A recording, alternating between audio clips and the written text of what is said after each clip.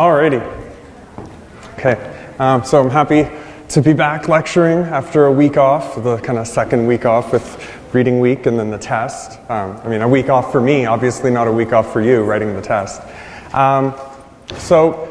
Before we get started, grades for, as you all know, grades were released for Essay 1 on Friday. And overall, the TAs and myself were really impressed with the quality of the papers. Many of you did extremely well. Jason will hold review sessions. He's just figuring out a date.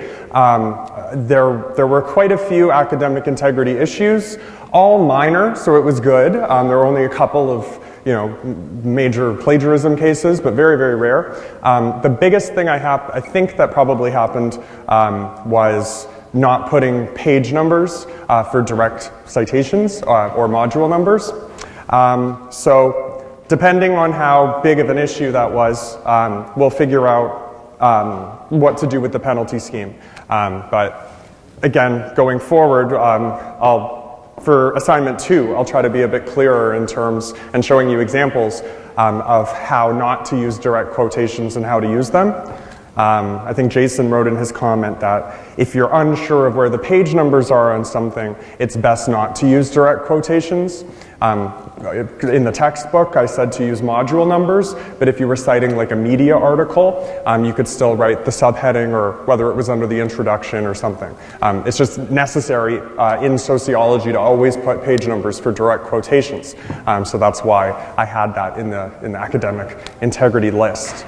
And many of you did do that also, so I know that some of you thought of that. In terms of reviewing the essays themselves, I believe Shelby and Julia will hold office hours in the last week of November, so 2 weeks from today, and regardless of who your TA is, you can talk to them about your essay, and you can always come by my office hours, although if you want to regrade or anything, you have to follow the policy that Jason put out and talk to your specific TA, just because you guys will have kind of an ongoing dialogue across the whole year.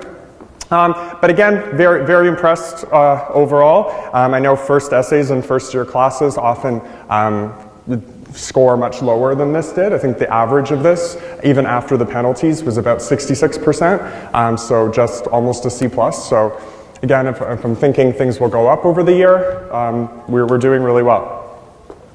And again, the TAs really loved reading the papers and no major issues to report. And so just at your leisure, please review the document that Jason uploaded, so the global feedback on how you could have improved for next time.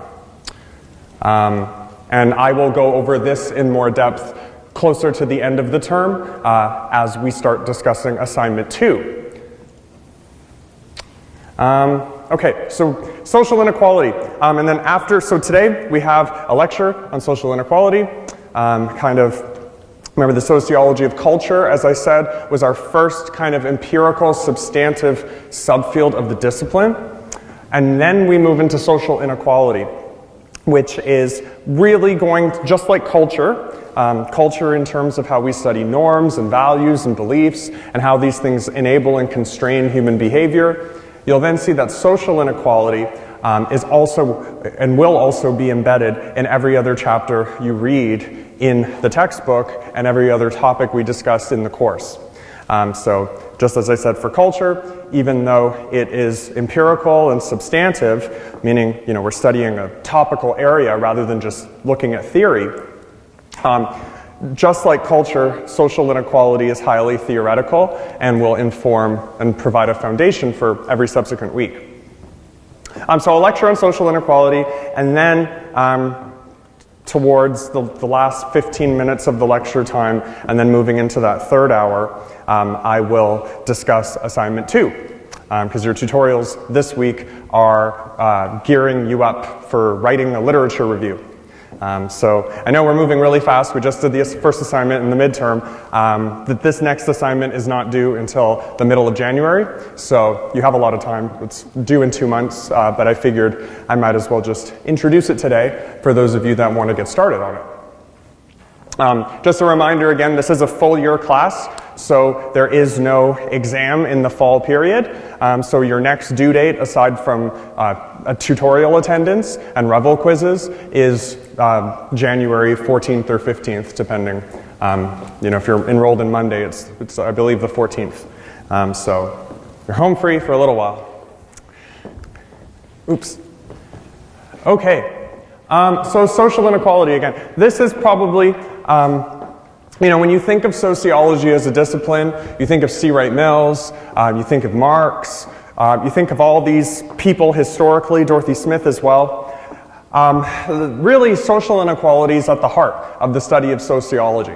Part of the reason why functionalism, and you'll see this week, of course, is no exception, but part of the reason why sociologists moved away from functionalism and why functionalism as a theoretical perspective is so often critiqued is that it doesn't put social inequality at the core. And remember C. Wright Mills, again in the 50s and 60s, he said, if sociology is not concerned with human welfare, what's the point of what we're doing? Otherwise, we're just doing what he called grand theorizing and abstract empiricism. We're just measuring human behavior, but for no apparent reason. And it's not that social inequality is being overblown by sociologists. As you know, around the world, we'll get to global inequality numbers, even within the same cities. People of different ethnic backgrounds, people of different genders experience different abilities to kind of get what they want out of life, enter school programs, enter the kind of occupations they want. So social inequality globally is a major issue, particularly when you're in a culture, drawing on 2 weeks ago, but when you're in a culture like the Canadian culture that emphasizes kind of equality, and particularly equality of opportunity for everyone.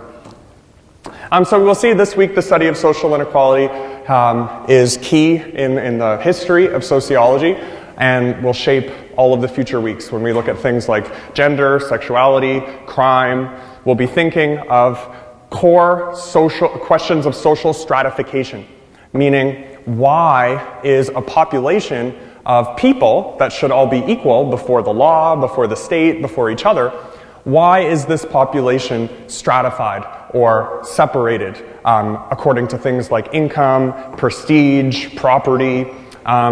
Again, so these are big questions that haven't been fully answered, but keep inspiring empirical sociological work to ask, how do we improve society? How do we make things fair and equitable for people? So social inequality, or inequality more broadly, again, it's kind of implied that it's social because we're sociologists. It's a core definition or way of seeing whether inequality exists is if you look at those markers or characteristics of people, so again, things like gender, class, and ethnicity, or ability status, or language spoken at home. If you see inequality exists if people vary in terms of the kinds of resources they can get in society based on those things. So thinking quantitatively, again, if you study something like the gender wage gap, and your question at a quite basic level is just, do men and women have the same ability to buy what they want, to get the same occupations? And then to measure that out, you would then do a survey and see, are women in the same kinds of jobs as men? Are they earning the same money? Are they as satisfied with their lives? And things like that.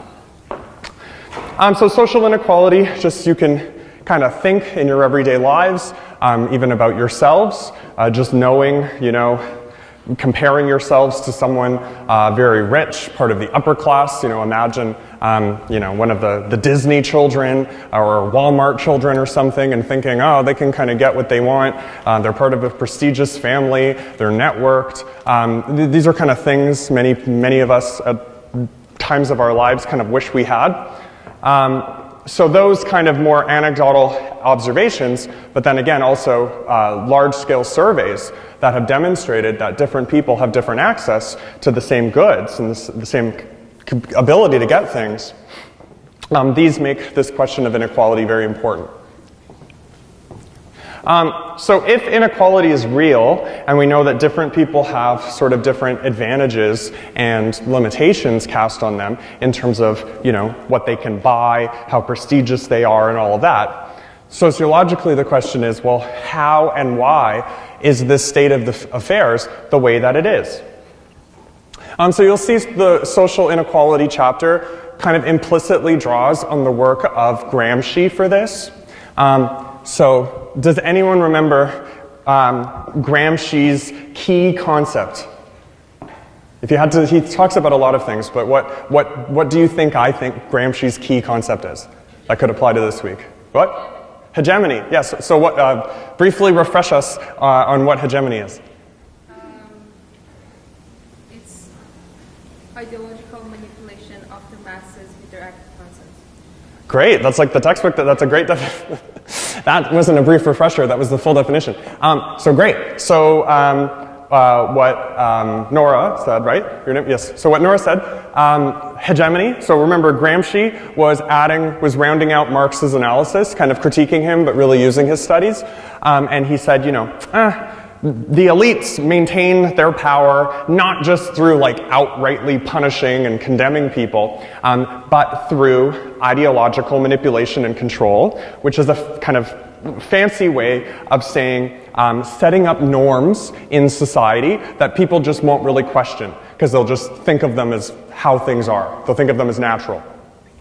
So social inequality, again, I've used the example in North American society as, again, myself, when I dropped out of school and felt really guilty after a while and felt inferior to my friends, seeing people go to med school, get married, all sorts of things that I was, you know, just taught that normal people did.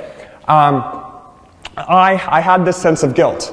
And so the sociologists studying social inequality, they say, well, that kind of sense of guilt or that sense of, you know, just knowing you're not doing what you're supposed to be doing, that is inspired by Gramsci's work on hegemony.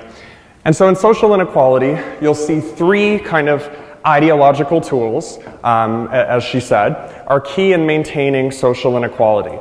And again, they maintain social inequality not in that they directly force people to be totally unequal or whatever, but they prevent people from revolting and saying, hey, things are really like unfair because we personalize our problems through these things. And you'll see it's they're not all the same. The first two are more about how you would internalize and not question the system. The third one would lead you more to make changes. So kind of hegemony tool number one is classicism. So this is tied into the general concept of meritocracy. Liberal democracies and Western societies for the last at least 50, 100 years. The ideological framing of these societies is that individuals deserve and earn through hard work and education and luck to an extent. They earn what they have in their lives. So someone who becomes a CEO is typically assumed to have really worked very hard, been like ingenious at what they were doing, found the right niche, and then is now deserving of what they're earning. Doctors and lawyers, high prestige occupations, though not upper class, but upper middle class, as we'll see. People in those occupations as well are seen as deserving of the prestige and money that they get due to how difficult it is to become those professions. And so classicism is the idea that we kind of, as a whole, again, not every single one of us, but remember sociology is always talking, usually in the macro perspective, about big trends. So classicism is this idea that we value people based on their roles, their incomes, their prestige, and the amount of work we think they do. So this is tied directly to blaming the victim. So on the one hand, we are classist in the sense that, you know, again, I'm not saying everyone's outrightly discriminating against relatively poor individuals, but most of the time you think, hey, this person did really well for themselves, good for them, they must be a hard worker, smart, or whatever. But the darker side of that is then what's called blaming the victim.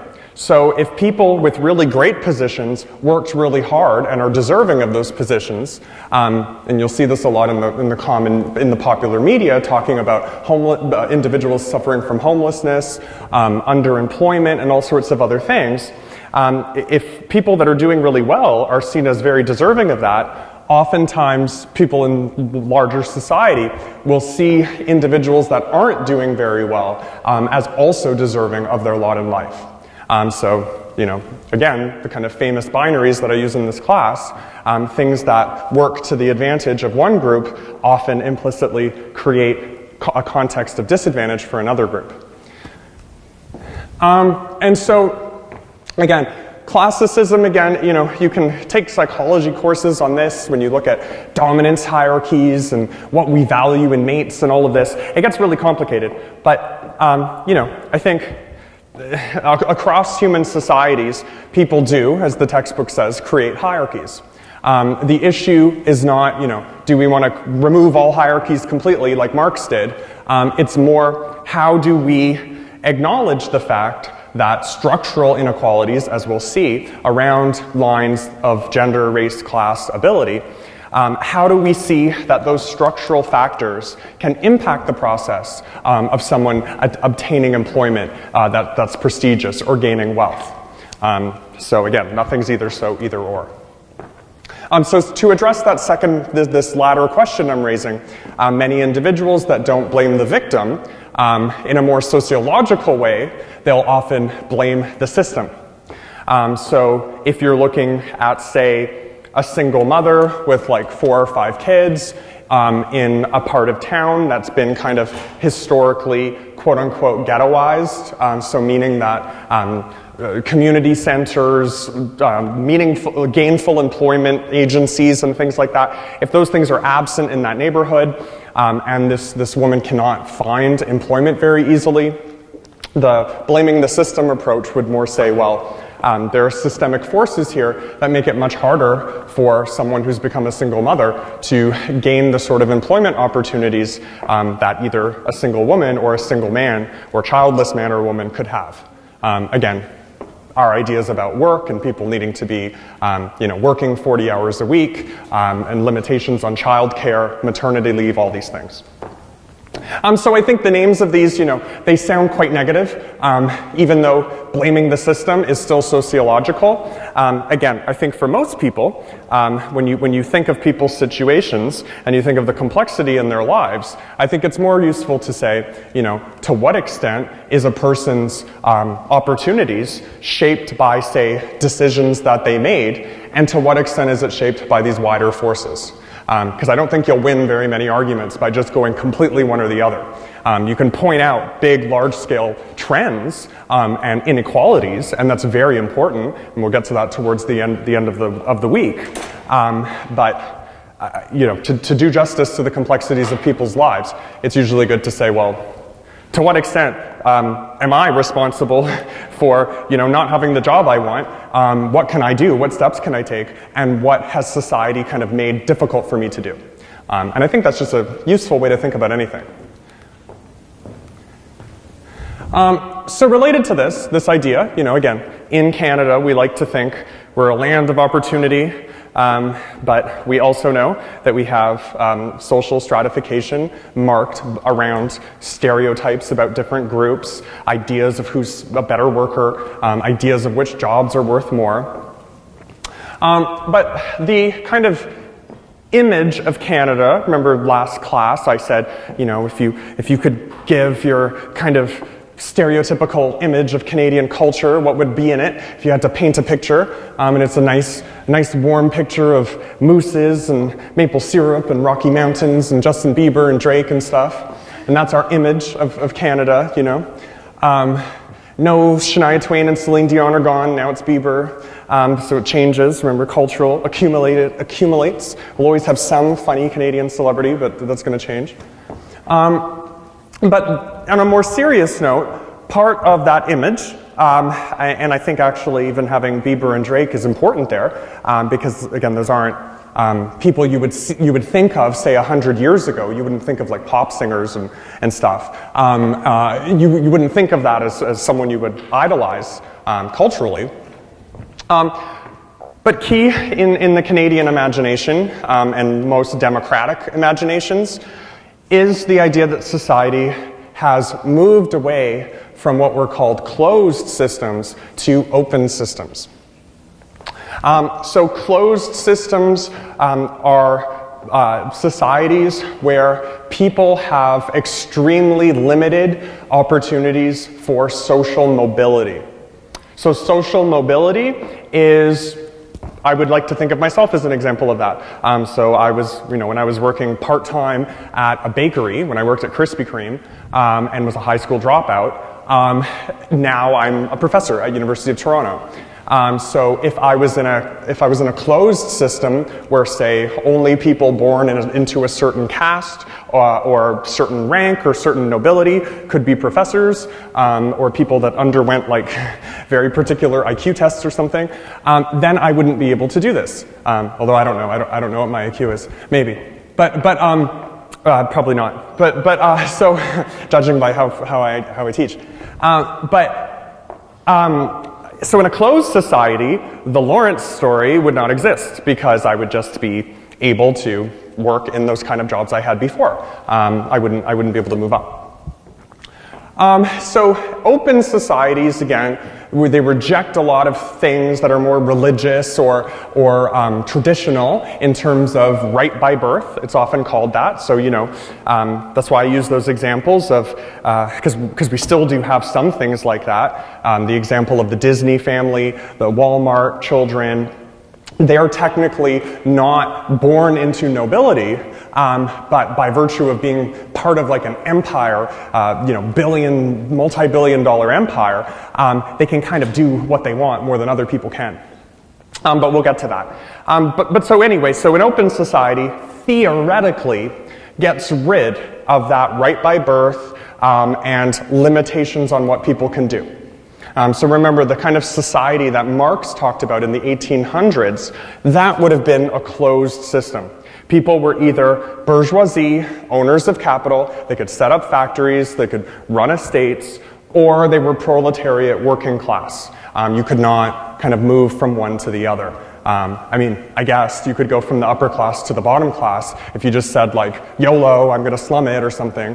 But that's, no one would do that. So maybe they would, but people would, it wouldn't work out that way. So again, thinking of this in a complex way. So on paper, so you'll often hear in sociology and criminology and legal studies, there's a distinction between something being on the books, like what something is on the books, versus what something is on the street, or on the ground, or in reality. So in theory, or on the books, Canadian society would depict a country that encompasses an open system. Again, you can think of many examples, not just me, but many people that have kind of, what are called rags to riches stories, or who pulled themselves up by their bootstraps or whatever. But given what we know about social stratification in Canada, and the fact that people do have different opportunities, do you think that Canada is truly an open system? So are all Canadians capable of changing their social status? And if so, how can this be achieved? So I guess first, to kind of scaffold the question, so show of hands if you think Canada is if you think Canada is truly an open system. And there'll be debates on this, so this is good. This is a more kind of thing week, active week. Okay, so show of hands if you think it's not truly an open system. Interesting. Most of you are undecided, but the rest of you are half-half. So who wants to go first? So how about someone for why Canada is an open system? Any examples? Here? Sorry, someone stole our microphone, by the way, so we don't have that. We lost our funny mic, but I'll come closer and then you can share my mic.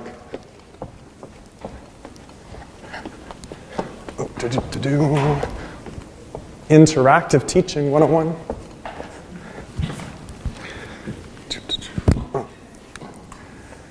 So I do think Canada is part of an open system because based on our beliefs, our social structure, whereas based on your efforts and based on how much you're willing to achieve and the effort you're willing to put in, you do get the results based on that. And we have seen through many examples of people from different various backgrounds that they have achieved their success or what they value as success based on their efforts and their drive and ambition and motivation towards what they want to do.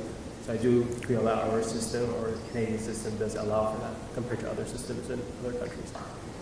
Okay, so I'll summarize that position. So I think, is it fair if I say your position is, so even though there may be impediments to people being whatever they want to be, you think that compared to other societies, people have more opportunities to do so here? Okay. Response from anyone? Perfect. Good. We're upping our game here in Social 101. Interactive. Quarreling. Well, no, not quarreling. Fun. Learning. Sorry.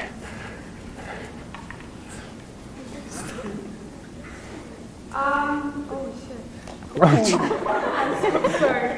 I think it's because we have a very diverse country, and we also offer OSAP for people that can't really afford education. So that kind of gives us the opportunity to go to school and achieve something that some countries don't really have the opportunity of, because they might not have the wealth and the money to go to school and kind of achieve something and become in a higher class.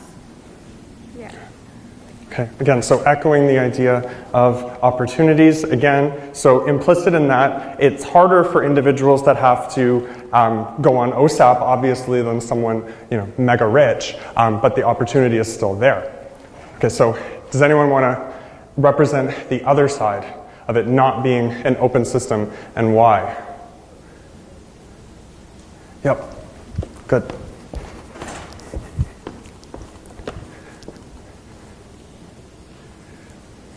I don't think Canada is an open system.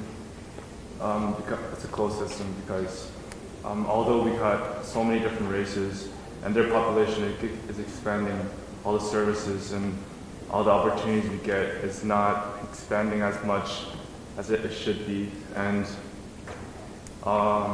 we see so many generations of new races in Canada, and visually not being equally treated.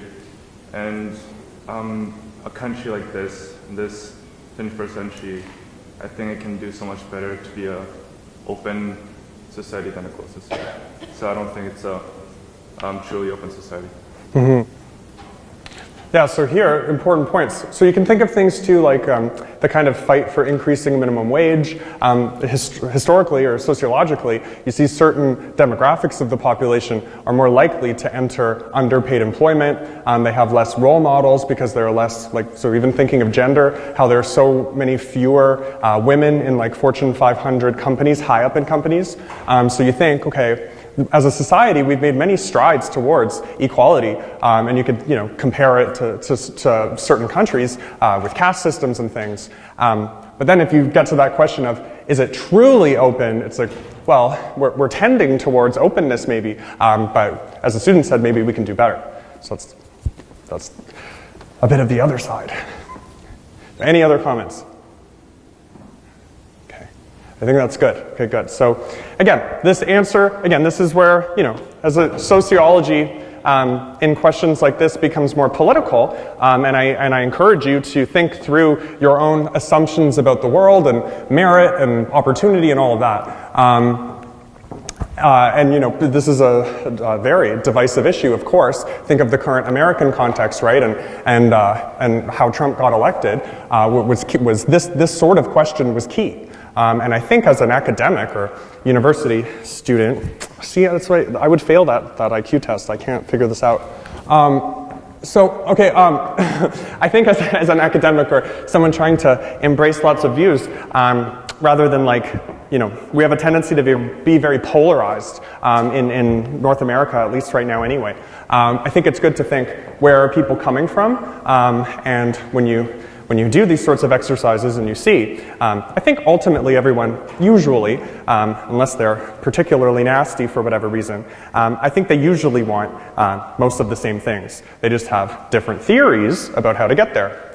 So think of Durkheim saying with functionalism, or Spencer or Comte, they would very likely say, no, Canada is open. Sure, it's not perfect, but we're really great. Whereas Marx, as you'll see, would say, no, we're not open at all. Sure, you can go up in the class ladder a little bit, but all our assumptions about work are still shaped by the elite, the fact that you have to be sitting in this classroom. Again, I think both people want life to be better for people, but the question is, how do we get there? Or I could just be being too nice to people that are really awful, but I'm hoping that's not the case. I like to think of Durkheim and Marx as sitting at a table, drinking beer and being all happy. That's my, TMI. Okay, so components of inequality. So how do we study this? So pretty simple compared to some of the other theoretical things. Again, social inequality, you'll see with the concepts we learn, they're more intuitive because they're about money, goods, resources.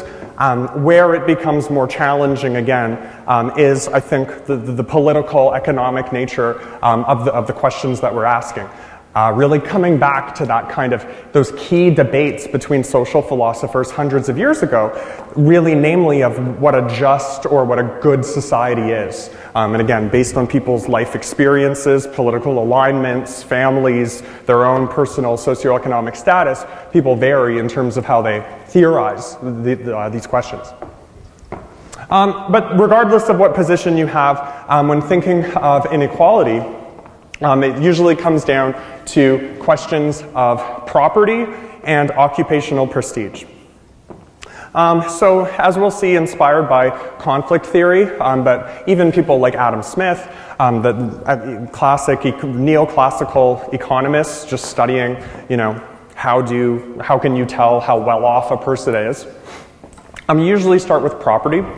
So remember Karl Marx, he said you can divide society into bourgeoisie and proletariat. Bourgeoisie are individuals that own the mode of production. So they own the productive forces. So what are productive forces? In his day, those were largely factories. But today, those could be like the examples I gave you of Walt Disney. That's a company that produces movies and toys and all sorts of things. Walmart, it's a company that, they have supply chains, so they buy goods from other people, but they own stores. Property, you'll see there's a bit of overlap between property and wealth. That's probably the most tricky part. But property could also be, in the everyday sense of the word, do you own property? So that could be if you have your own little store or big store, or you have a house, or you have a condo, or you have a car. Those things, because they're not productive, like you can rent out your condo or rent out your house, but if it's your primary residence, that would more be under what your wealth is. And so let's say you own a condo, but you have like 95% of it under mortgage. You really only own 5% of that condo plus any capital gains that you've accrued in the time that you've owned it. So a person's wealth is typically their property plus like the real value of that property minus debt. So the housing crisis that America had semi-recently, that was that you saw all these Americans owning houses, but they actually had debts and mortgages on those houses that were much higher than the values of those houses. So again, imagine you buy a house for $100,000, and then boom, there's a real estate market crash. It goes down to $20,000. Your interest rate also went way up because the banks were crashing. And then now you have this thing worth $20,000 that you may be paying like $500,000 for over 25 years or something. So When you see someone that's called house poor, that's often someone who, they're living paycheck to paycheck, paying for this house that they may have multiple mortgages on and debt and all of this.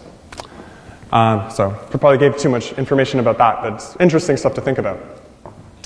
So property, again, classically was thought of in terms of productive forces, so owning factories, owning something like the university, but it can also be seen as items that you own that you can resell, or that can go up in value, or that you can rent, things like that. And then occupational, so property is linked to income and wealth, again. Income is obviously just money that you earn at any job, but it could also come from property if it's something like rental income. So if you rent out on Airbnb, that's a huge thing now and created a lot of controversies in different states and cities and provinces because just like Uber and Airbnb are kind of corroding big taxi and hotel bureaucracies and letting people have new income streams. So that's another controversial topic.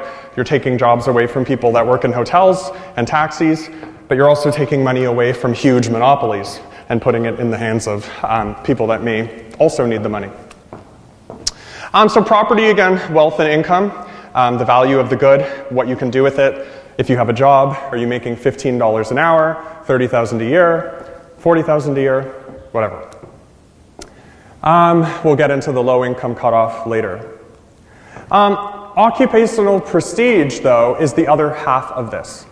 So social inequality rests on this more material side. So again, another binary. You can think of property, wealth, and income as very material. They're quantitative. They're very tangible. I know what property I have, hopefully. I know what it's worth. I know what I can get from it. I know my human capital. I know what my job is. I know what I can make, all of that. Occupational prestige, though, is this more kind of cultural, murky side component of what I'm doing with the majority of my life. So what my career is, or what my presumed career is, or aspired career. So this is the social value placed on your occupation. So again, just using funny anecdotal examples, which we shouldn't always do in sociology, but I think it's fitting for this case.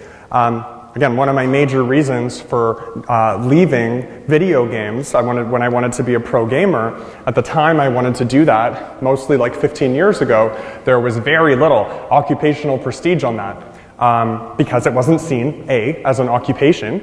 Now it is, with things like esports, although not to everyone.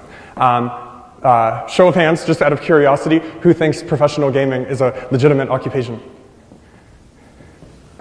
Wow, you guys are so progressive. Yes, but still not everyone, about half. It's getting there though. You can make a lot of money in it now. Not when I was in it. So occupational prestige for gamers was extremely low at my time, and I always had to answer the question of, why the heck are you doing that? You're too smart for that. Why are you doing this? And I wasn't making any money with it either because tournaments weren't sponsored other than by local arcades. Arcades don't even exist anymore in the way that I played them. So my occupational prestige was very low in that. And then again, you'll see on a chart now, not that I'm quite, as I told you with all my TMI stuff, I'm a grad student that teaches courses. I'm technically a professor, but I'm still trying to graduate. Now university professor is number 7 on the prestige list of occupations, which to me is still quite disconcerting because it's I'm still the same old Lawrence. So when you think of inequality too, we'll now go to that prestige chart because I think this is interesting.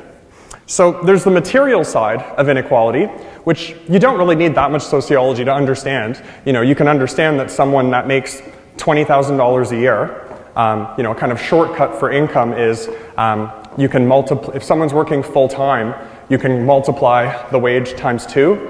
So if they're making $14 an hour full time, roughly 40 hours a week, they probably make about $28,000 a year. That's just doing basic math.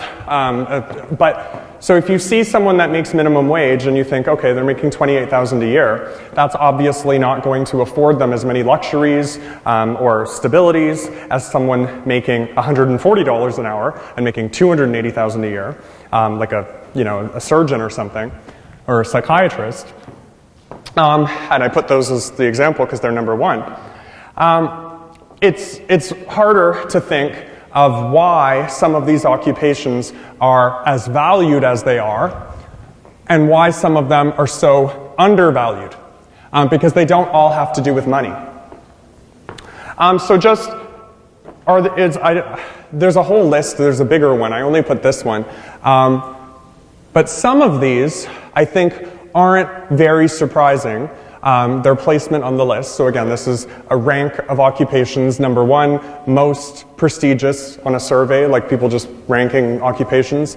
And then 509, so near the bottom. Are any of these surprising to you? Is anyone surprised by the placement of any of these? Yep. The nursery and greenhouse workers one. It just doesn't seem like a job that is like one of the worst out there.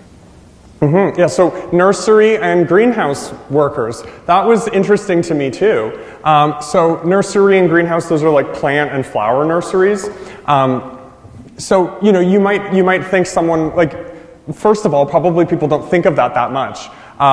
So it's kind of surprising that it's so near the bottom, because you would think, oh well, this is a kind of niche job, and you may have to know some things about plants and agriculture and stuff. To me, same with silviculture and forestry workers. Those are somewhat technical, so it's kind of surprising that they're low. And then you look at the top ones, you see that there's a huge correlation between income and prestige for most of them, but not all of them.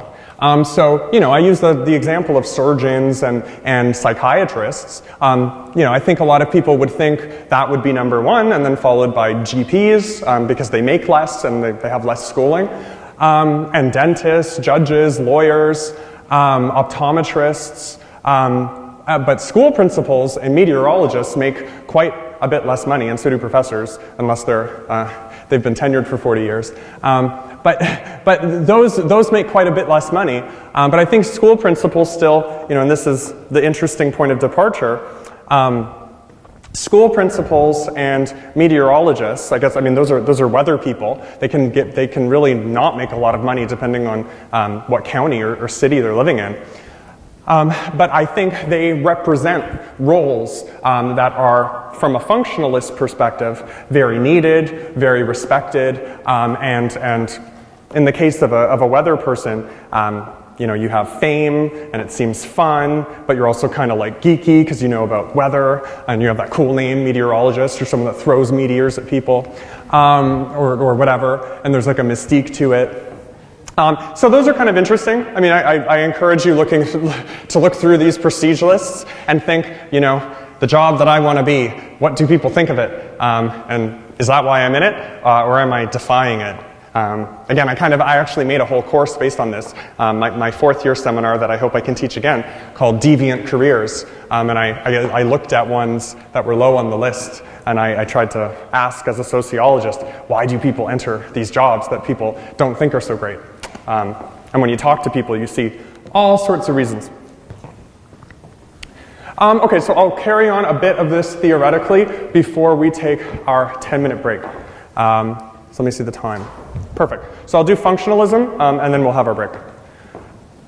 So, like in every other week, we will now link this up to the kind of three warring perspectives. Again, not warring as though one's better than the other or whatever, but more, there are three different ways that we have of seeing any sort of issue in sociology. So this relates to the question that I asked all of you about, with, to what extent is Canada a truly open society?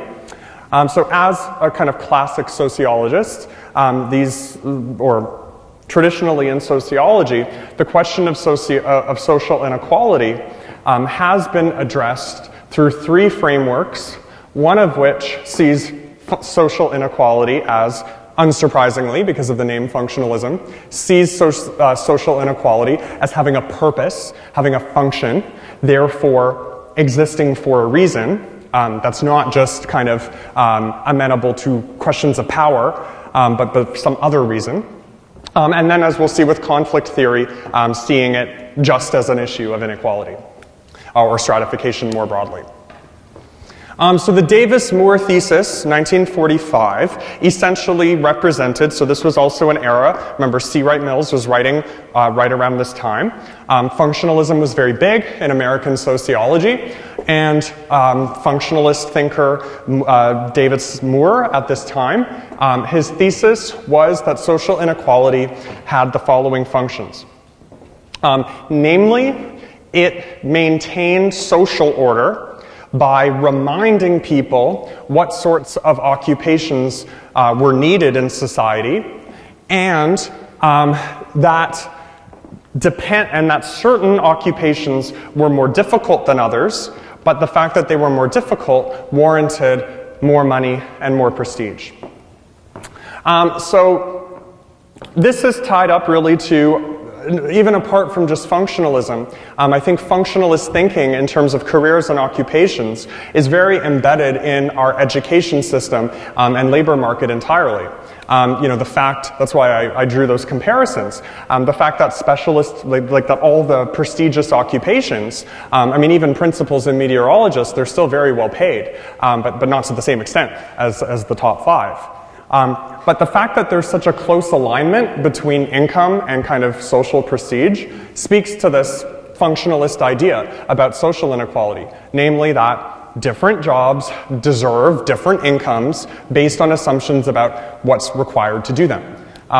So the top 5 jobs, just looking again, specialists, GPs, dentists, judges, and lawyers, those all require high amounts of education. They're very competitive, and they're seen as being very difficult on a day-to-day basis.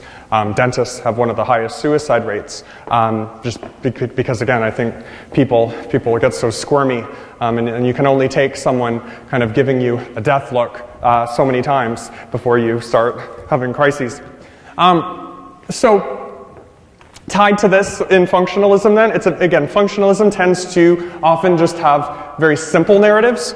So this is, well, yeah, it would be great if jobs were all paid the same, but if you paid a CEO or a lawyer the same money as you did a security guard, that's just like, I was a security guard, so that just stands there in a lot of cases and writes little fake notes. If I just paid them the same, then people are going to be the security guards, so they can be thinking about League of Legends all day. They're not going to want to be, hounding people like Judge Judy or something.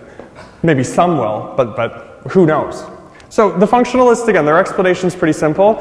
Jobs are paid differently because they have different requirements, and you're not going to get people to do the hard jobs. That's why dangerous jobs are paid more. People like people that wash windows on skyscrapers and other sorts of things, because if you paid them the same, people wouldn't do them. Now, the issue, though, with, as I said, the functionalist approach sometimes has, it always has something good to say, but the major criticism of it is that it's too general and it misses a lot of other elements. So the core criticisms of this, so social status is often hereditary. So yes, on the one hand, you can say, it makes sense that lawyers and doctors make a lot because they have to be in school forever and it's super competitive, they have to write all these tests, it's so stressful. But that makes sense for those occupations. What about ones where you're the child of a CEO and then you get some sort of, seemingly made up executive job in the company? And there's, when we look at the upper class, you'll see that sort of arrangement is quite common. Or you could even just be like an heir or an heiress. So think of like Paris Hilton and even like the Kardashians and stuff. And people always are upset with them or love them for the same reason. But they have this fascination with kind of celebrities that are famous just for being famous. And they're born in these kind of families that are in the public eye, and then the kids can do whatever they want. So when you think of a lawyer or a judge or a psychiatrist, that logic might make sense, but then when you think of a lot of other people, you think, hey, they kind of, won the family lottery. Then, of course, the elephant in the room too, hiring discrimination. So there was a great study, not great in terms of outcome, obviously it found very negative things, but Diva Pager wrote an article that I taught in another class called The Mark of a Criminal Record. And so here she found, people often talked about anti-black discrimination in hiring practices, but empirically, sociologists hadn't really studied it that well. So she did this really cool, social experiment. So she had people send out resumes, and they were identical resumes. And then she had a group of black males go out and a group of white males go out. And basically, she found, and half of the black males and half of the white males were given fake criminal records. So she found, kind of not surprisingly, but sadly, that black males were less likely to get interviews, like second interviews, than white males, and people with criminal records were less likely to get callbacks. And then black individuals with criminal records were like 4 times more likely. So the long story short of that study, like many other studies that came out subsequently, was, again, you can say different positions are rewarded differently, and that maintains the system and keeps jobs flowing, but the fact that ethnic minorities are less likely to get hired for many positions, and women and people with criminal records, then makes you think, okay, how are our norms that have nothing to do with work, how are these impacting this process? Doesn't seem so functional in that way. And then even things like salary as well. Why are certain positions paid so much more than others? And again, who gets those sorts of jobs? For many people, the idea of getting a 6-figure job just is not in their realm. And again, is it fair to say someone who has a lot of family to take care of, or a disability, or something, impacting their ability to become a lawyer or a judge or a CEO, is it really fair just to say that they haven't worked hard enough for that? And then connected to that, lastly, the fact that there is extreme social inequality. So again, certain neighborhoods where people tend to be highly reliant on welfare and government housing, and it's very hard for people to move out of those systems. That then begs the question again of, is this system really working so well? If certain people, if it's very hard for them to break through these structural barriers. So just active learning. So true or false, just make sure you're all awake. Functionalists believe that social inequality serves an important purpose in society. Who thinks it's false? Who thinks it's true? Okay. And what's the function? And then you'll have your break. You have to earn your break. That's my new policy. No, I'm joking. Anyone? Well, it reminds people of, remember, inequality reminds people of social order. So you're in a society with rules about employment, that certain jobs are valued more than others. And then it allows them to choose between those jobs and decide, do I want to put in a lot of effort and try to get a job that's really prestigious and pays a lot? Or do I kind of just want to, do other things and then get a job that's not as prestigious? So for functionalists, you're allowing people to make that decision. And again, reminding people that different things are differently difficult and require different investments, and that they have the agency to choose that. And again, the criticisms are, to what extent is it really that simple? How do you fit in things like discrimination, extreme poverty, neighborhood segregation, and kind of very unequal salaries? We'll get to that next week with gender and looking at kind of gendered jobs that are just paid much less than like typically female jobs than typically male jobs. Okay, so any questions, you can come up and chat, and then we will resume in 10 minutes.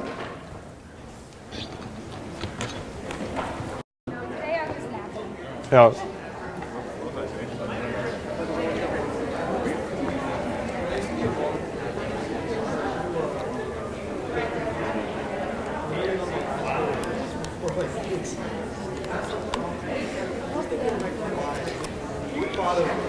Alrighty. Okay. So just a brief refresher. And again, so just talking to people over break, if you lost marks on academic integrity penalty, so number one, remember that I made that very punitive academic list because in prior years, people were sent to the dean's office. And so I removed that, and they would just get zeros. So that's gone. And then second, I think on average, the class lost about 3 to 4% of the grade from the penalties. So most of you had none. And then the ones that did, it was like 1 or 2 points. And again, this is only worth 10%, and you can still do that plagiarism quiz, and that gives you an extra point. So you're still doing well, and this is a learning opportunity, and then just don't do it next time. And again, not trying to ruin anyone's university and put them in a closed system, not trying to do that, but as I said, I had several meetings about the checklist, and I had to do this. It was either the dean's office or be firm, consistent with this checklist. So, again, not my choice. And most of you did well. Okay, so functionalist theory again, social inequality makes people aware of the fact that there's a world of jobs and opportunities, and you need to grab them and take them on your own, and if you don't, well, that's your choice. Conflict theory now, again, just as we saw with all the contemporary theories, rather than starting from what you could think of as a relatively abstract perspective, so functionalism, it's kind of just saying, well, in Canadian society generally, there are these jobs and people can just kind of take them. It doesn't really talk about groups of people or ages or anything like that. Conflict theory says, also from a very general perspective, but a little bit more situated, it says, well, these jobs don't just exist in society in the abstract. Jobs are posted and created by people who own the mode of production. So even being a doctor, being a lawyer, public employees work for the government, so that's a bit different. But if you were a private lawyer, you work for a firm. If you're a doctor in America, you work for a private hospital. If you work at the university, we still have administrators and employers. So Marx says, well, and the conflict perspective more generally, all of these occupations can be seen as a manifestation of conflict between warring classes. Remember, and this comes down to the Marxist theory of labor value, namely that the wages that we're paid were never paid so much that our employers aren't making profit off of us. So anyone in any given job that you have, if you're working as a cashier, or you're working as a judge, or a professor, or anything you can think of, unless you're your own boss, like your own entrepreneur, and you run your own stuff completely, part of your wage, or part of the real value of what you're doing is going to someone else. So remember, Marx called that the kind of fundamental exploitation in capitalism. So again, think of any kind of career that you want, unless you're running your own business, part of the profit out of what you're doing is going to someone else. And so Karl Marx, again, I've been using him. He's the key person. You'll see Max Weber complicates this a bit and then gives rise to symbolic interactionists who really complicate it. But the core message for Marx, again, was we have, again, it's not a society based on harmony. We have two classes that are warring. One class that owns everything, one class that owns nothing. And jobs and occupations are a tool by which the upper class can kind of exert hegemony and power over the lower class by saying, okay, you can have money, but you have to get this education, you have to work this job. And people may not think of that as being, closed or full of a lot of inequality. If they say, yeah, that makes sense. If I want a lot of money in my life, then I need to go to school and get a job or become a celebrity or become a YouTuber or pro gamer or whatever my route is. But I need to find some way of getting that because that's just how things are. So ultimately, from a kind of very core Marxist perspective, The labor market works to serve the interest of the upper class or the bourgeoisie, because people that may otherwise revolt against the system and revolt against capitalism will say, no, it kind of makes sense. We earn what we do based on the quality of the work that we do and the kind of occupation that we have. So again, this is a very materialist emphasis on the labor market. Again, jobs provide us with incomes. Incomes allow us to buy resources, and the only people that don't need jobs are people who own those companies and then can either be managers or completely out of the picture, hiring other people to do the work for them. Now Max Weber, whose name you see come up sometimes, again he's part of the three kind of ghosts of sociology, Weber, Durkheim, and Marx. Weber says, well, again, that idea of occupational prestige. If you look at the labor market as only providing people with a means to earn income, we don't make sense, or we can't make sense of some of those occupations that are seen as really prestigious or interesting or cool, but that don't get paid a whole ton of money. So from the top 10 list, I looked at meteorologists and principals. Again, they get paid quite well. Principals after a while make six figures, and meteorologists can as well if they're in major cities and stuff. But they're about a third as much as what many of those other occupations make. Same with professors. So Max Weber would say, well, people don't just compete for material resources. People don't all just live for money. As a kind of social species, we also live we want to signal to one another that we're a valuable member of society, that we're interesting, and that we have something new to say. So he says social class is multi-dimensional, not just economic. And this, he divides class. So Marx just looked at class. Remember, he said you're bourgeoisie or you're proletariat. Weber now, the key one he added there was status groups. So party comes into it as well. I won't get so much into that because that's more of, Max Weber is also taught in political science classes. So party is more to do with politics, of course. But status group is really interesting. So remember when we looked at the labor market, or what's that slide? The components of inequality. We had property leading to income and wealth, so that's kind of the main things you think of. But we also had that more murky thing I talked about, occupational prestige.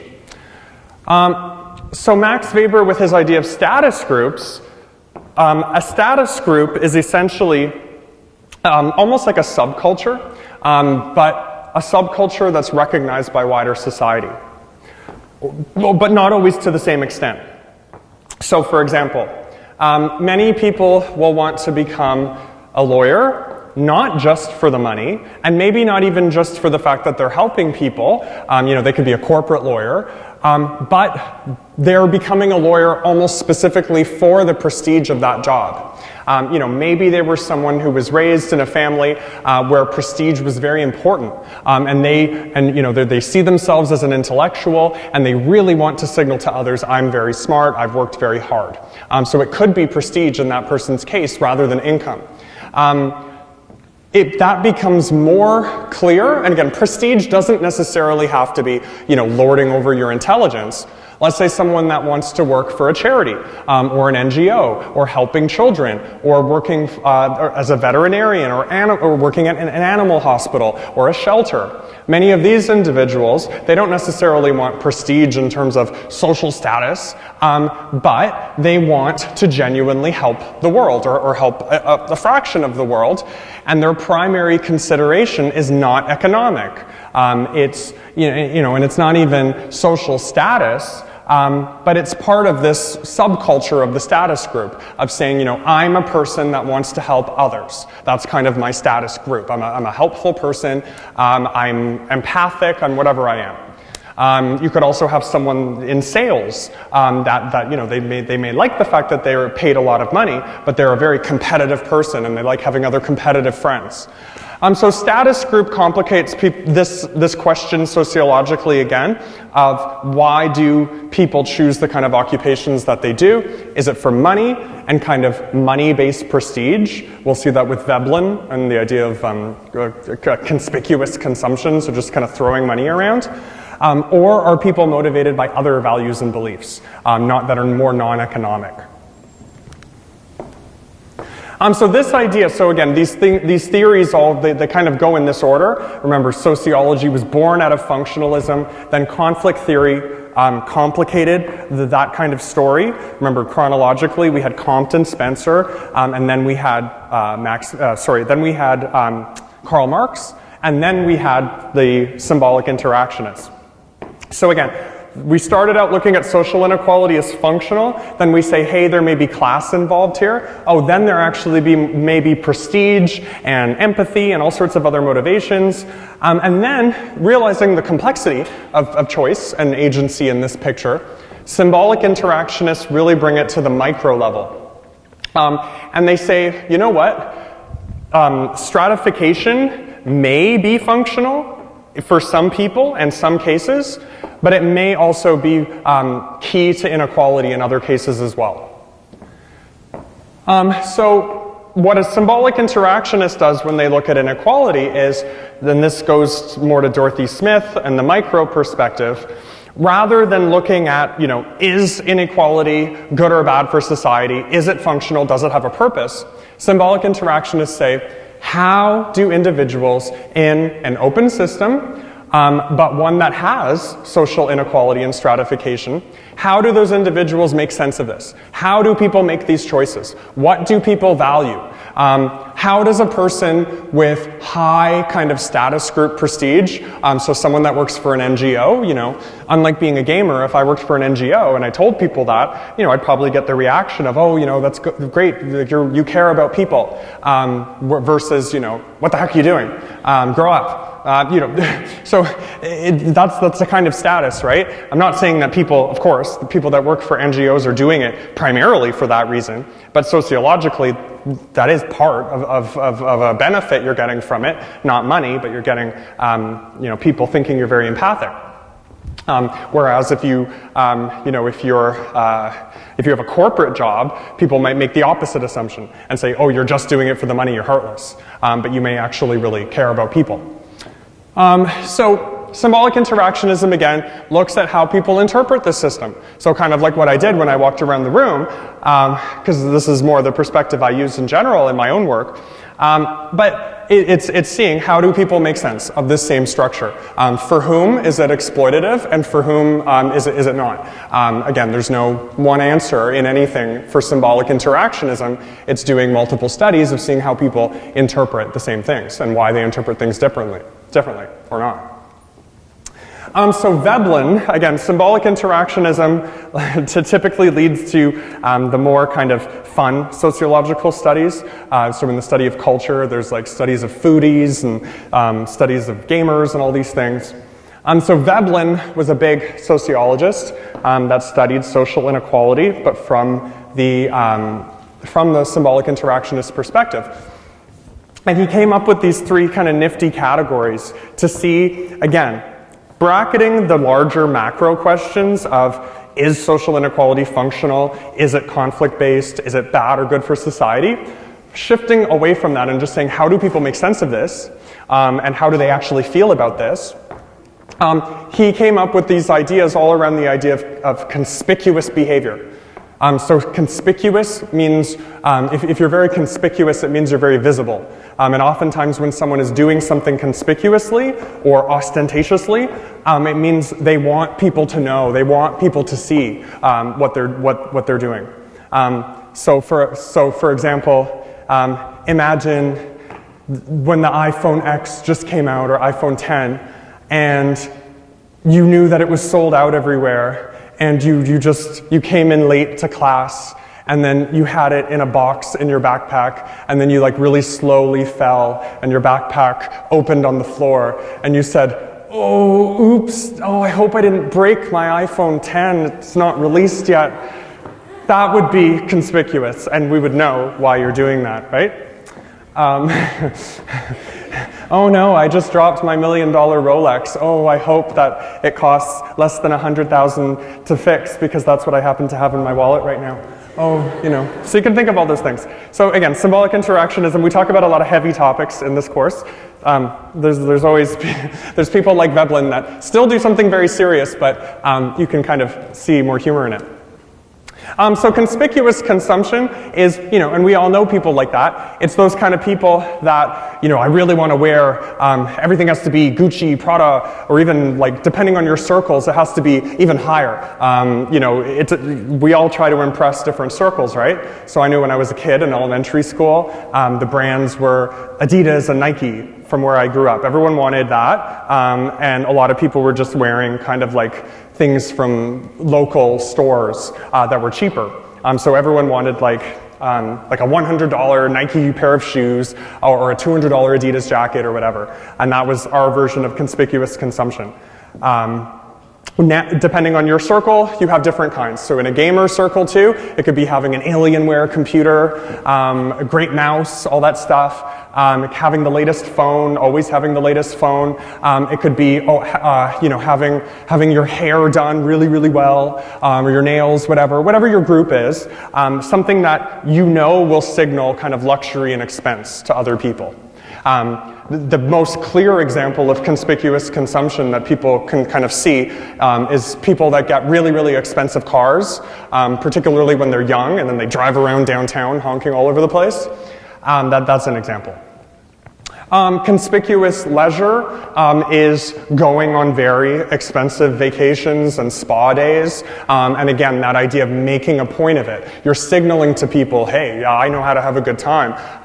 Bottle service, yeah, all this, whatever. You're signaling. You're enjoying the fact that you're in this kind of economy. And then conspicuous waste, that's if you have a friend who gives, the textbook gives the example of giving like huge tips, although, that's not exactly waste because you're helping someone. I don't think that's the best example, but a better example of conspicuous waste, I think, would be someone that, constantly has to have like the latest pair of shoes or the latest phone or the latest jacket every winter, and then they just kind of give away their old stuff. Or throw it out, or like let it pile up. So someone that has 1 million pairs of shoes, or video game consoles, or computers, or whatever it is. And again, making a point of being like, yeah, that's so last Tuesday. I need the new one now. And again, that's something we may all in our more consumerist moments have fantasies of being able to do. Okay, so those are some examples I gave, again, but I always want to know the pulse of the student body rather than my own strange examples. But so first, so are Veblen's concepts of conspicuous consumption, leisure, and waste still relevant today? So show of hands if you think these concepts help you make sense of behavior that you see in TV, the media, whatever. Yeah, like I think things, again, like keeping up with the Kardashians and all of that, that's what it's all about, right? So can you think of any contemporary examples of, so let's do one at a time. So again, just because I want to know what everyone thinks, what's an example of conspicuous consumption, aside from something that I've said? It could be something personal, something that irks you or whatever. Anything. We're expanding our imagination.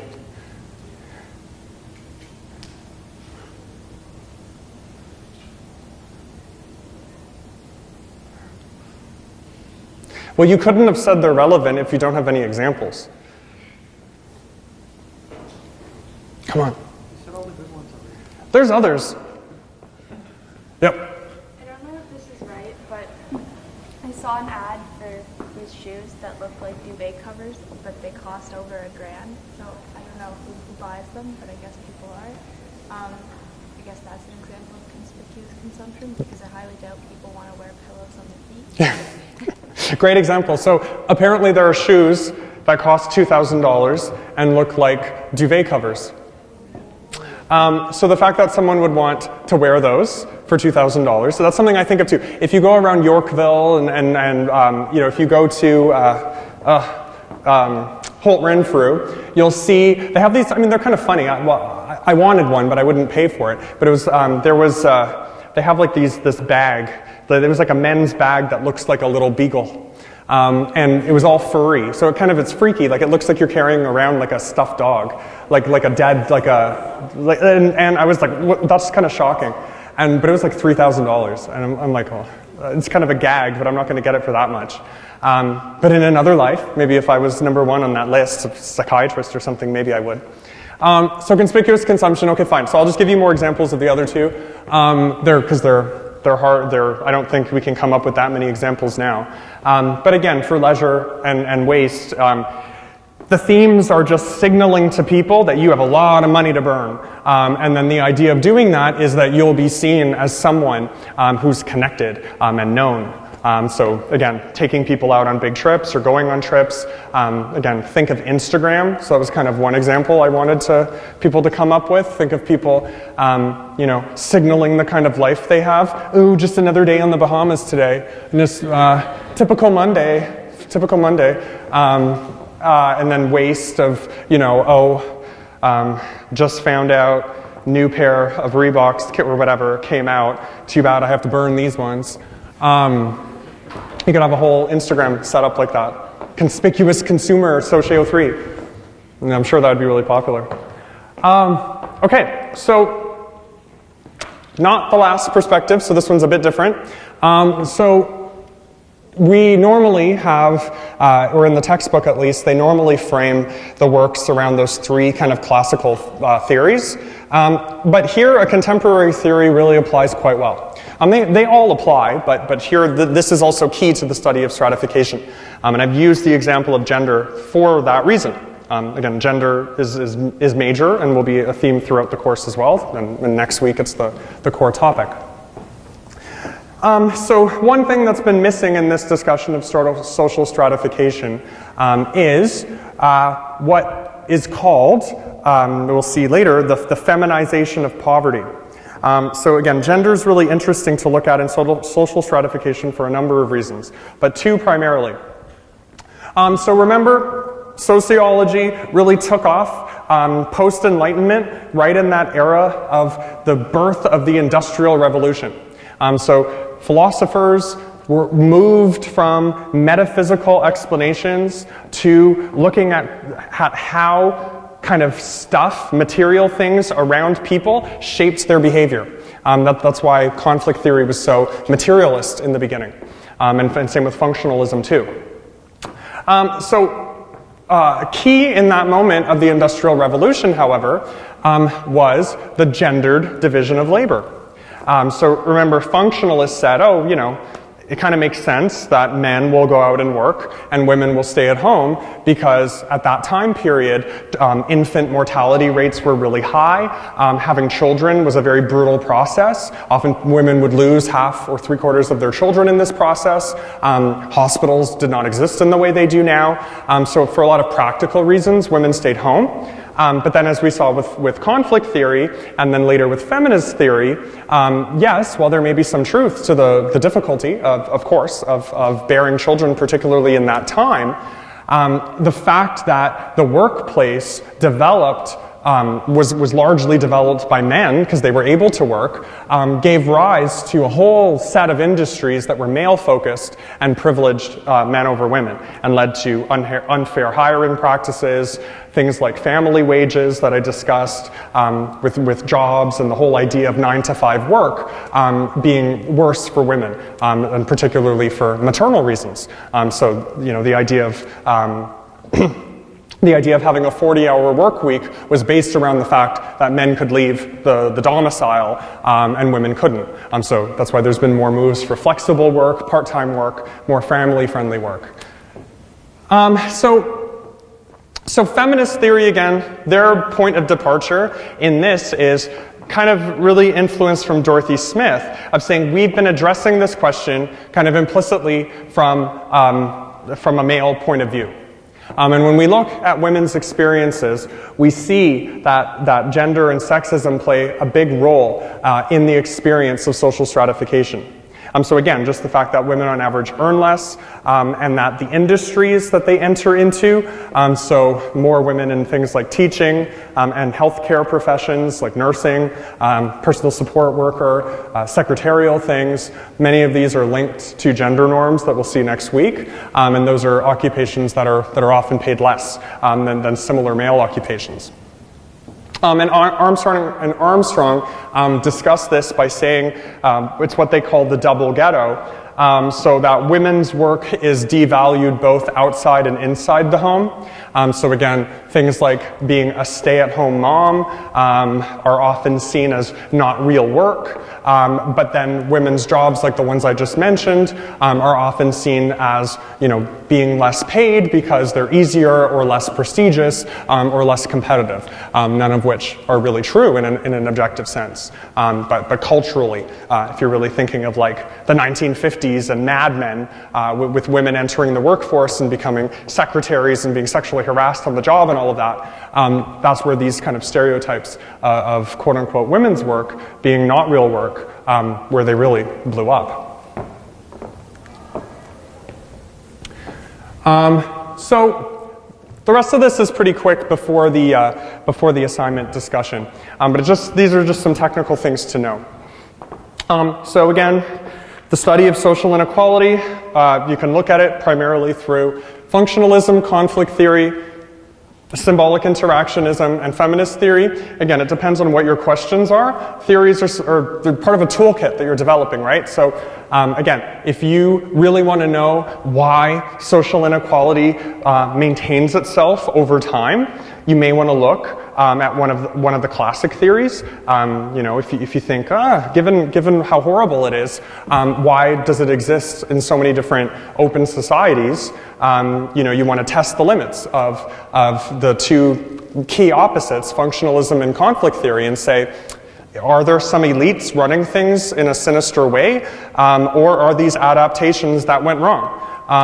Or is it a gender issue? Has this always been a patriarchal system? Or is it symbolic interactionism? Do people like kind of flaunting their status over one another? Again, when you look at any in particular case, one or two of those may be true. All of them may be true to an extent.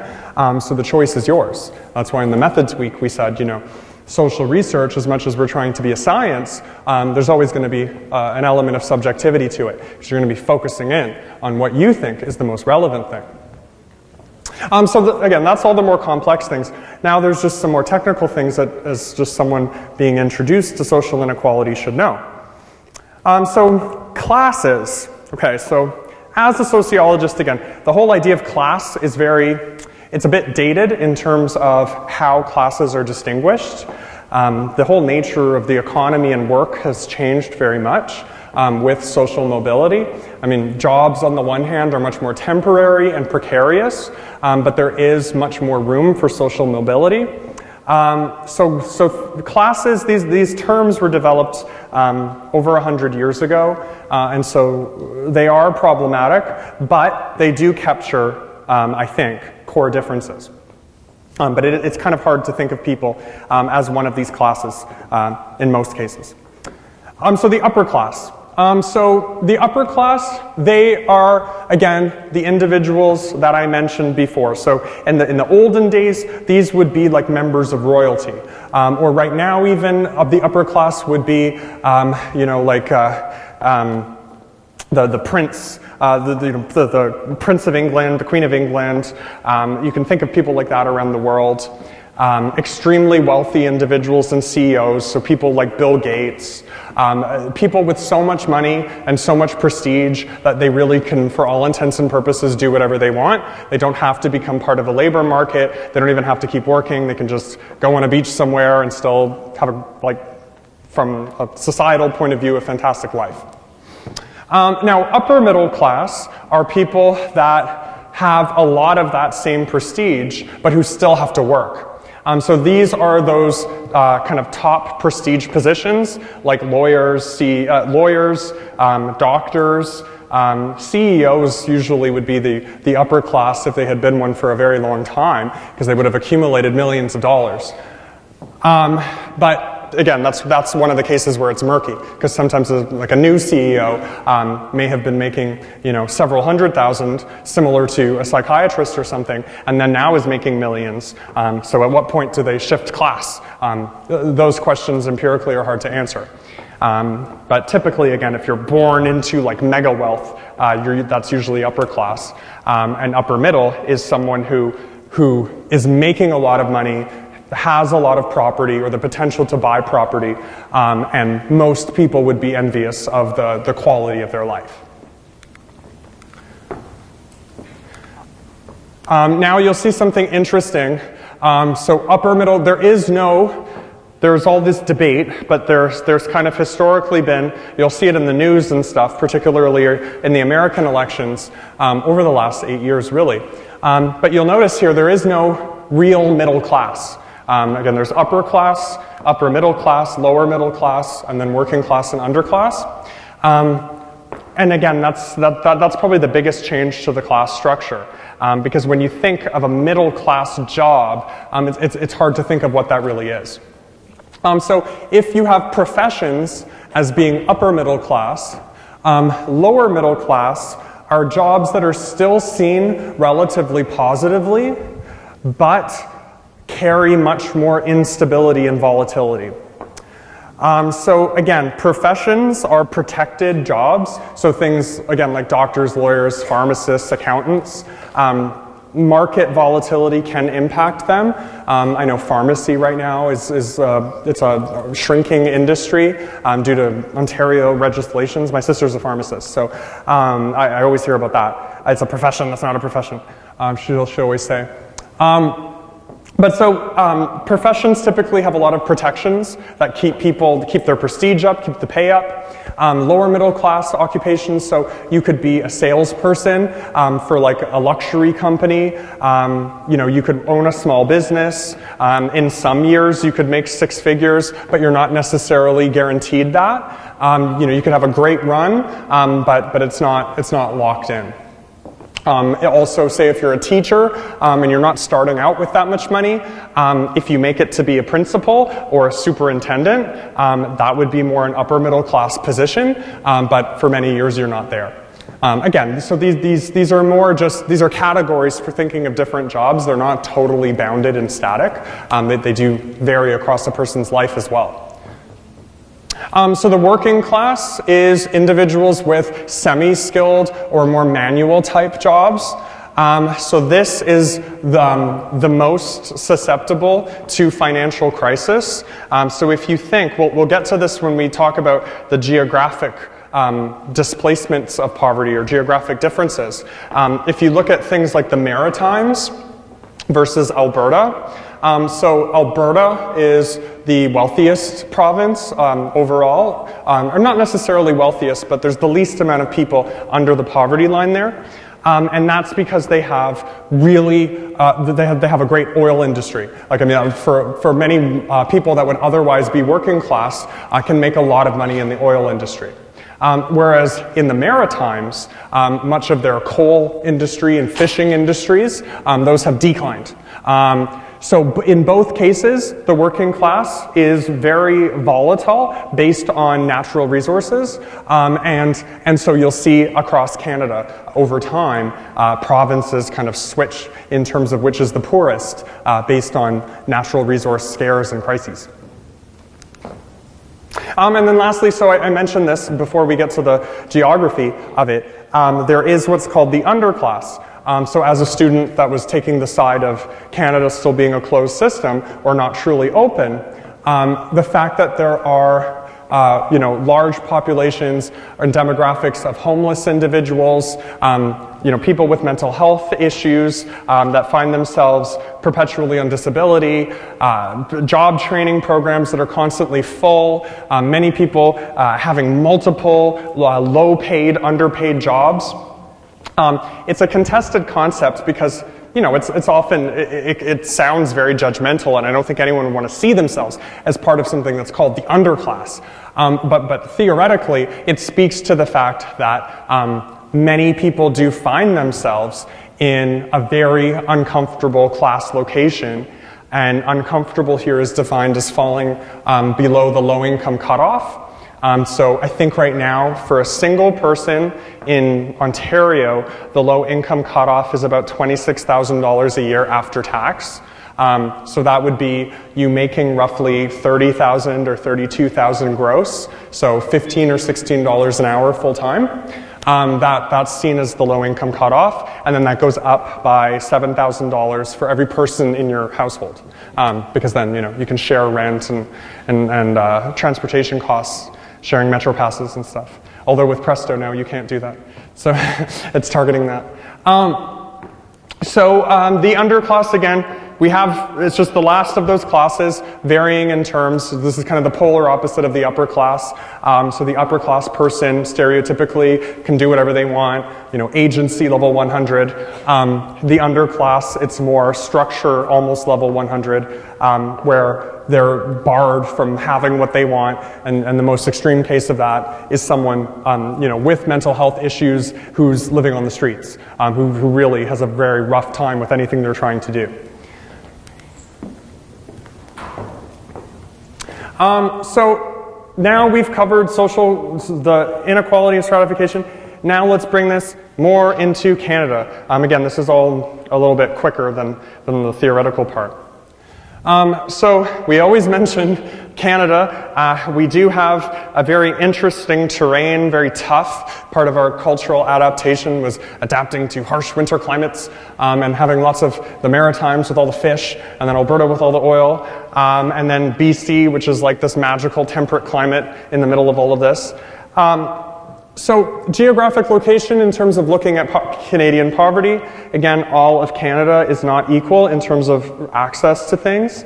You can see, quite clearly, the Northwest Territories, Nunavut, very scattered population, indigenous population, very poorly developed infrastructure, again, due to looking at post-colonialism, a region that's highly inhabited by, a stigmatized population, according to settler colonialists. It makes sense that that area would be less developed than, say, Toronto or Montreal or Vancouver or Edmonton. So geographic, look, I just got this online. I didn't post it on your slides because I don't want to make you feel like you have to memorize it. This is just a graphical display of Northwest Territories aren't included here because, again, the population's so scattered, they couldn't get enough data to make it statistically accurate. But you'll just see here what I said. So Alberta has the lowest amount of poverty, so about 7%. And then those maritime provinces I was talking about, Nova Scotia and PEI. New Brunswick is faring a bit better, but you'll see they're all kind of almost the same starting from Newfoundland. So really Alberta and Saskatchewan, Alberta mostly stands out as being about half, and then the rest have about 10 to 13% of people living below the low income cutoff. So Canada fares pretty well globally, but again, you see, I think the big issue there is in Alberta, many people that would otherwise be under the low-income cutoff have those sort of oil rig jobs, and whereas those jobs are much rarer in Ontario and other provinces. So geographic location, again, the kind of employment opportunities you have shapes obviously the kind of money that you can make. A lot of people move to big urban cores with dreams of making a lot of money. There's more opportunities. There's also a lot of, as that chart shows, even though Ontario has Toronto and other major cities here and suburbs, we still have a lot of people not making very much money. So geography impacts this. As I mentioned before, the feminization of poverty. So globally, women tend to be poorer than men, so less economic resources, less prestige. And again, much of this is bound up with kind of ideas of women being primary home caretakers, and then jobs having norms and pay structures based on that. So kind of that division of labor negatively impacting women. Work status affects inequality too. So you'll see I'll have some charts to show you about work status and age. So just because you have a job, again, this probably, as people that have had part-time jobs and full-time jobs or have them now, you'll obviously know that simply having a job does not mean you're not living in poverty. If you have debt, if you're supporting others, and if you're in a very poorly paid job or part-time, it's very easy, of course, to make less than $30,000 a year. And then age, you'll see some statistics showing that people in their late teens and early 20s tied to that idea of part-time jobs and being students are the most likely to be living in what's called poverty or below the low-income cutoff. And then before the charts, again, visible minority status, education, and family structure. So we'll see some numbers on some of these as well too. Ethnic minorities tend to make less money than whites.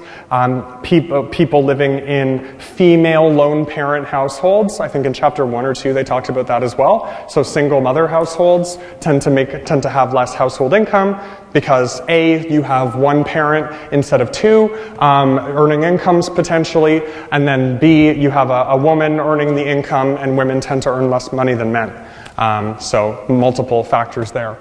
And then education, of course. Education has this tricky role in that, you know, in an open society, the idea of education is to equalize opportunities between people that have different hereditary wealth. Thinking of becoming a doctor or a lawyer, we all should be able to go to school to become that. We all should be able to get that training. But as we've discussed earlier, that's more difficult for some people to do.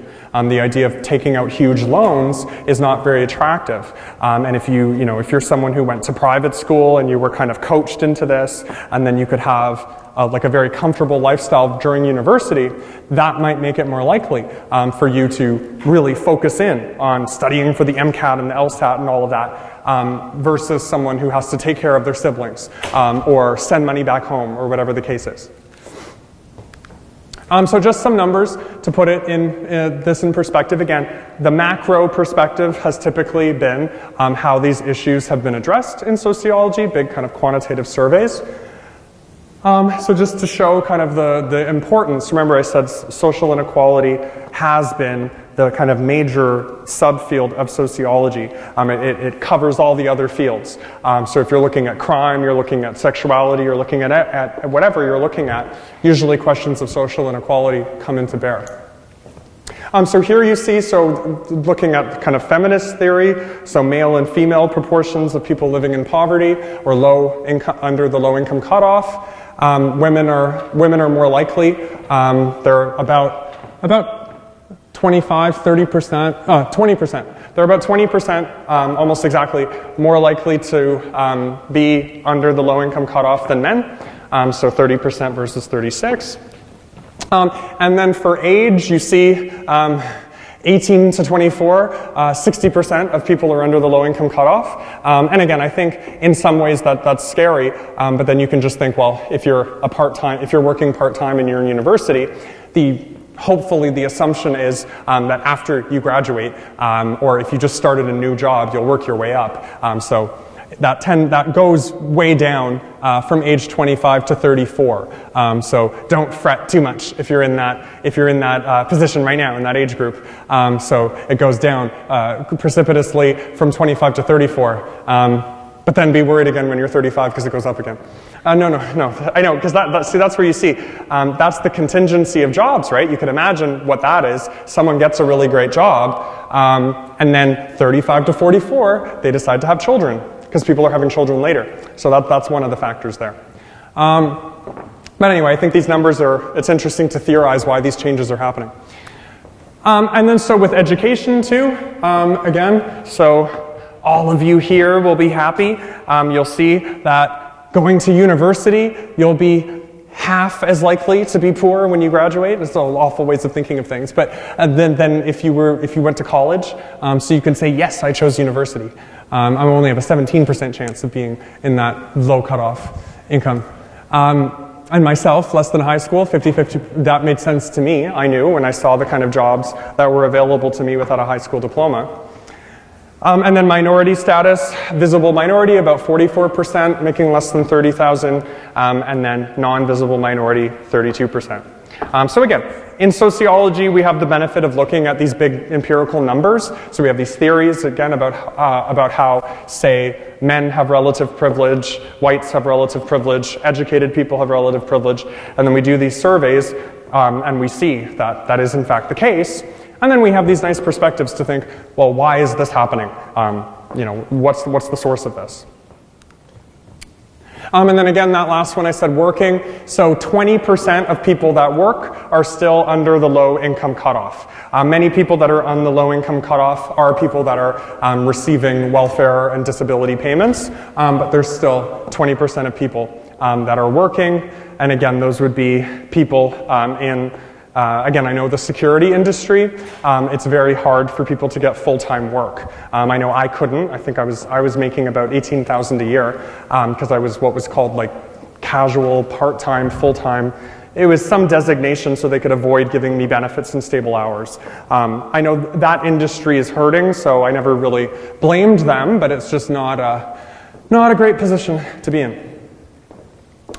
So lastly, just quickly before we wrap up and then I go into the assignment, global inequality. So we focus on Canada, but some of these theories we've discussed extend themselves nicely to a global perspective as well. So this, again, just to bring history back in, you'll see it's in the Kuznets curve. It's a general trend, so kind of like functionalism, looking at societies over time. You'll see that inequality, we're in an interesting time. So inequality shot up historically through the way societies developed.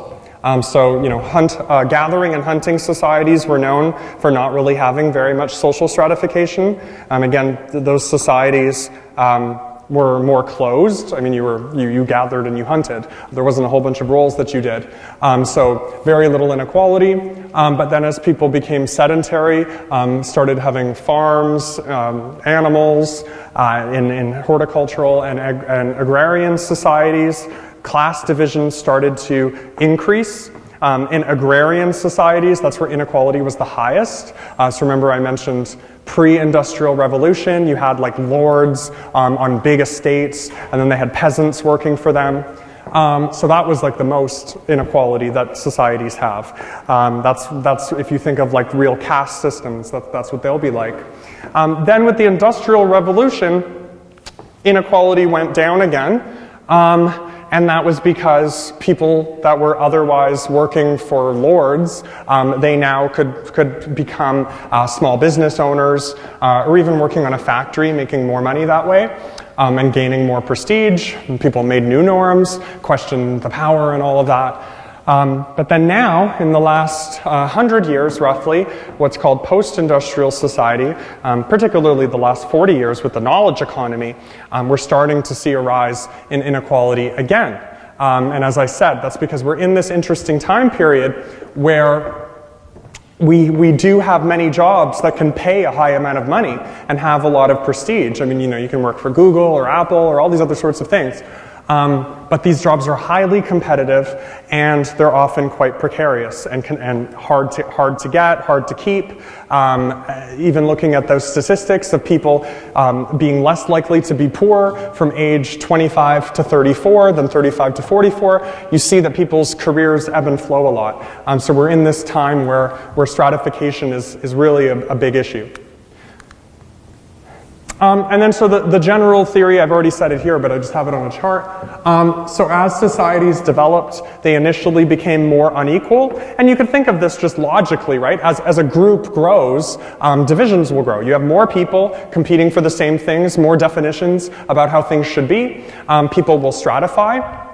And ultimately, this is because the technology in a society, as technology develops, it tends to be put in fewer hands. And so that's why I gave those examples of Disney and Walmart and Google and Apple. as these great technologies develop that enable people to have new jobs, we're also getting major concentrations of wealth. So there are all these high-end industries like management consulting, strategic consulting, PR firms, where you have some people in very niche occupations, high-tech, high business strategy occupations, making a ton of money. And then you have a bunch of people in the bottom, relative bottom, working at call centers for those companies. So people making $15 an hour versus like $300 an hour. And so, again, those things go up. So again, Canada faring pretty well, but as that student said also, you know, still trying to push better. We're 23rd in the world in terms of most equality. But again, we're part of this global landscape where 10% of the global population own 50% of the world's wealth. So again, using your sociological imagination, think in any given country you're looking at, in any given city, or even around the whole world, why do people socially stratify themselves? What's at the core of this? Do you think it's power? Do you think it's adaptations that went wrong? Do you think it's right? What do you think? And again, there's the core in sociology too is whatever your perspective is fine, but you have to be able to justify it using empirical evidence. And these are questions that haven't fully been answered. Otherwise, we wouldn't be teaching them. So again, just on thinking, this is, I think, is a good example. So think of financial advisors. So again, why is a financial advisor seen as more, I didn't go through all the numbers, but it's on that chart as well. Why is being a financial advisor seen as more prestigious than being a daycare provider? I think here you could think of ideas of normative skills. People think of working with finances as involving math, working at daycares as being more emotional, being a financial advisor as being more traditionally masculine. That's been changing over generations. There are many women in financial services now. But historically, being a more male job, whereas looking after people's kids is also being something you do at home and is unskilled. So those are some ideas. You can see how gender and kind of occupational prestige fits into this. So just before we go, I won't take a break because this is not going to take that long.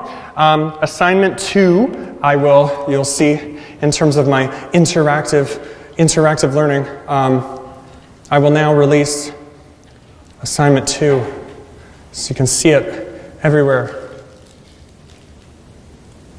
Oh, I want to make sure it's up. Oh. Okay. Well, I will release it tomorrow, but you have it on the slides. I'll release it tomorrow to make sure, because I think Jason just fixed the rubric. But it's the same, I promise, as what's up here. And your tutorials this week will be about that. Sorry, I thought he uploaded it. But I have it as well. So again, I'm saying this very early now. I'm going to go over this more in more depth in the last week of class, but this is just to prep you for your tutorials this week. So you will be doing a literature review. So this is fun. You're going to be doing non-empirical sociological research. So you can look at whatever kind of topic you want. So this introduces you to how sociologists begin conducting a literature review, what we already know about a topic before doing additional research on it. So the objectives of this student are for students to demonstrate ability to conduct searches for academic peer-reviewed articles, understand the structure of an academic article, and summarize other people's ideas. So what a literature review, so you're going to be looking at 2 academic articles. So you look at 2 articles that relate to any topic that you're interested in studying. So you choose, it has to be sociological. Again, we've defined sociology broadly. So anything about human behavior that you think you could study using the theories and methods that we taught you in this class. Again, there's a big overlap between psychology and sociology, but the core difference is you would want to think that, you know, even if you're doing a micro topic, that's totally fine, but you should be able to study that micro topic using one of these theories, like symbolic interactionism or something. If you're looking at like different brain sizes or something, you can't really study that as a sociologist. But you know, if you want to study workplace fighting or bullying or something, you can do that. So you can still do things that are psychological.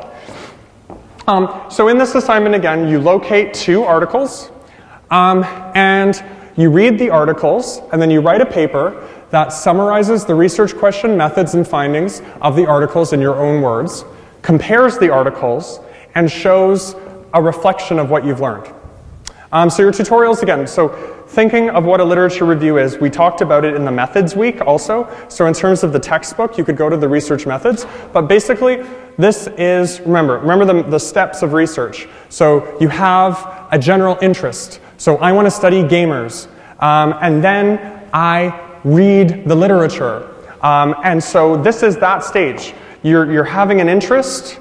And so I want to study workplace bullying. I want to study gaming communities. I want to study heroin users. Whatever the topic is, think of that. And then they'll show you in tutorials how to find articles. So you can go on the library website. They'll show you how to do that. You type in keywords.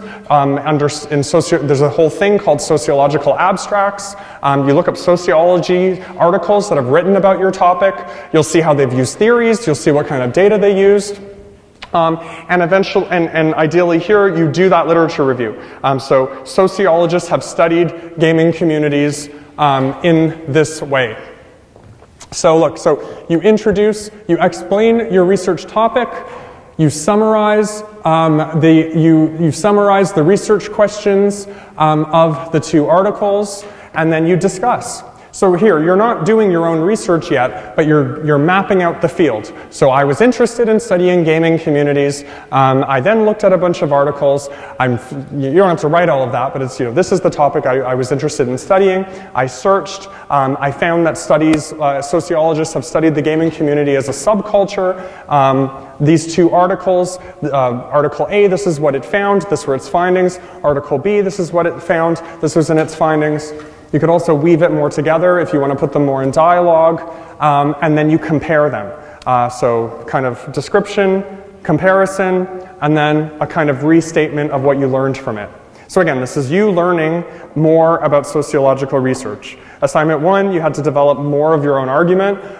This is now saying, okay, how do sociologists study something that I might potentially be interested in studying further down the road? And now you'll read 2 articles in really close depth and have an idea. So just, I'll make an announcement about this again. I'm not scaring anyone. Again, this is not a major issue, but the Academic Integrity Office did tell me. So if you were told by Jason that you committed, if you got a 0 on assignment 1, if you got a 0 on assignment 2 as well, you'll have to have one of those meetings with the Academic Integrity Office. So hopefully that won't happen. Again, that was very rare. So, but I have to make an announcement about that. So the rubrics, if you want to look at them sooner than later, the rubric is available on the last pages of these slides. I'll just go through the A one again. So introduction, very clear and thoughtful explanation of the topic that you seek to address. The summary, clear explanation of the research question, methods used, and major findings of that article. Does not rely heavily on direct quotes and is convincing. The discussion, you compare the research methods and the major findings very well, and you demonstrate some creativity and analytical thinking. The conclusion, again, you demonstrate creativity and analytical thinking, and then you write in a way that's not full of errors, and the flow is good. So the rubric is quite similar, just so it's a different topic. The one thing that's different that you'll see. This is out of 100, but it's not like 60% harder or whatever than the one that was out of 60. 20 marks are from online quizzes that you'll be able to do to show you how to do literature reviews. So we're giving a lot of help to try to help you write this. I know it's a bit harder to explain than the theory paper. It really won't make sense till you start doing it. But again, and the tutorials this week are designed to help you with that. But again, You have a research question, go back to the methods week because they discuss it really well there. But you have an idea of something you want to study, and now you're at that stage of mapping out the field. You're not doing your own research yet, but it's preliminary work. So this again is really about just getting your feet wet. Okay. So for next week, what do I have? So for next week, again, do your Revel quizzes and go to your tutorials this week. And if you have any questions about anything, as always, I'm around during my office hours, Mondays 12 to 1 and Tuesdays 4 to 5. Jason will be announcing his office hours, and then the TAs, Shelby and Julia probably, Julia and Patricia. But 2 or more TAs will have office hours if you'd like to review Essay 1 in a couple of weeks, just to give you time to digest things. Hi.